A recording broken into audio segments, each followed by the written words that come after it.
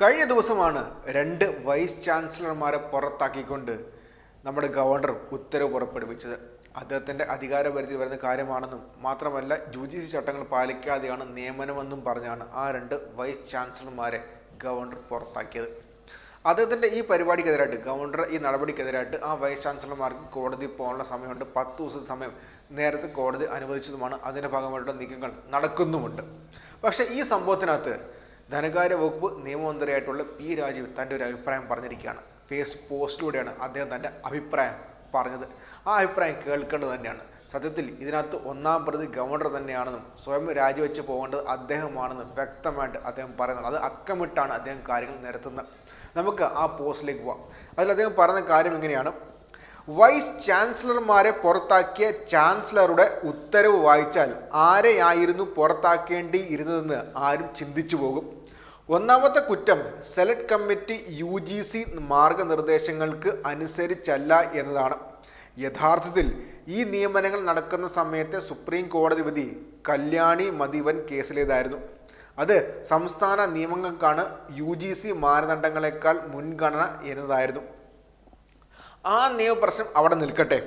ഇപ്പോൾ പറയുന്നതനുസരിച്ച് UGC മാനദണ്ഡങ്ങൾക്ക് വിരുദ്ധമായ അംഗം ഉൾക്കൊള്ളുന്ന കമ്മിറ്റി നിർദ്ദേശിച്ചത് കൊണ്ടാണ് UGC നിഷ്കർഷിക്കുന്ന യോഗ്യതകളെല്ലാം ഉണ്ടായിട്ടും നിയമനം റദ്ദാക്കുന്നതെങ്കിൽ യോഗ്യത ഇല്ലാത്ത കമ്മിറ്റിയെ നിയമിച്ച ഒന്നാം പ്രതി ആരാണ്? അത് ചാൻസലർ തന്നെ. അപ്പോൾ ആരെയാണ് ആദ്യം സ്ഥാനത്ത് നിന്ന് മാറ്റേണ്ടത്? രണ്ടാമത്തെ സെർച്ച് കമ്മിറ്റിയിൽ അംഗമായിരുന്ന UGC പ്രതിനിധിയുടെ ജോലി എന്തായിരുന്നു? ഈ നിയമന പ്രക്രിയ പൂർണ്ണമായും UGC മാനദണ്ഡങ്ങൾക്ക് അനുസരിച്ച് നടക്കുന്നുവെന്ന് ഉറപ്പുവരുത്തുന്നതിനാണ് UGC പ്രതിനിധിയെ കമ്മിറ്റിയിൽ ഉൾപ്പെടുത്തുന്നത്. UGC പ്രതിനിധി കൂടി നിർദ്ദേശിക്കുന്ന രീതിയിൽ ലംഘനമുണ്ടെങ്കിൽ ആ പ്രതിനിധിയല്ലേ രണ്ടാം പ്രതി? എന്തായിരുന്നു ശിക്ഷ? ഇനി ഇങ്ങനെ UGC മാനദണ്ഡം ലംഘിച്ചെന്ന് പറയുന്ന കമ്മിറ്റി നിർദ്ദേശിച്ച വ്യക്തിയെ നിയമിച്ച പ്രധാന പ്രതി ആരാണ്? അതും ചാൻസലർ തന്നെ. അപ്പോൾ ഇരട്ട ശിക്ഷ ആർക്ക് നൽകണം? ശിക്ഷിക്കപ്പെട്ട വൈസ് ചാൻസലർമാരുടെ കുറ്റം എന്തായിരിക്കും? UGC നിഷ്കർഷിക്കുന്ന എല്ലാ യോഗ്യതയുമുള്ളവർ ഈ കമ്മിറ്റിയുടെ മുമ്പിൽ ഇൻ്റർവ്യൂവിന് ഹാജരായിട്ടുണ്ട്.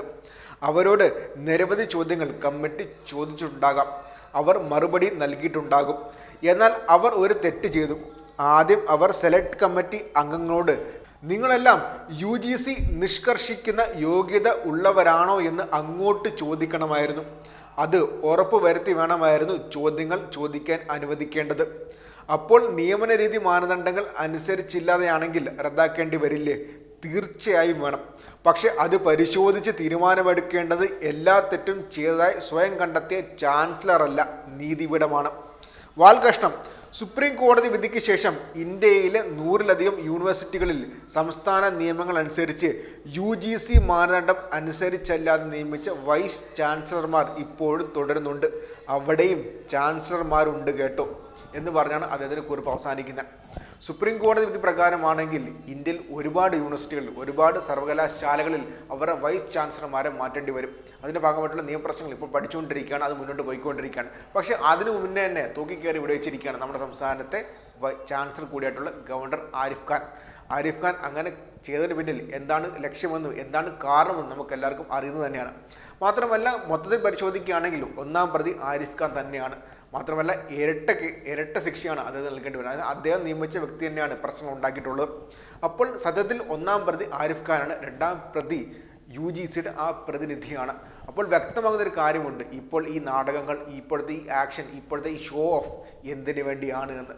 ആ ഷോ ഓഫ് എന്തിനു വേണ്ടി നമുക്ക് എല്ലാവർക്കും കുറച്ചുകൊണ്ട് അറിയുന്ന കാര്യം തന്നെയാണ്. കാരണം വെച്ചാൽ ലോക്സഭ ഇലക്ഷൻ വരാനിരിക്കുകയാണ്. അതിൻ്റെ ഭാഗമായിട്ടുള്ള ഒരു മുന്നോട്ട് വേണ്ടിയുള്ള ഒരു കാര്യം വേണ്ടി മാത്രമാണ് അത് ചെയ്തിട്ടുള്ള. ആ ഷോ ഓഫിൻ്റെ കാരണം ലോക്സഭ ഇലക്ഷൻ മാത്രമാണ്.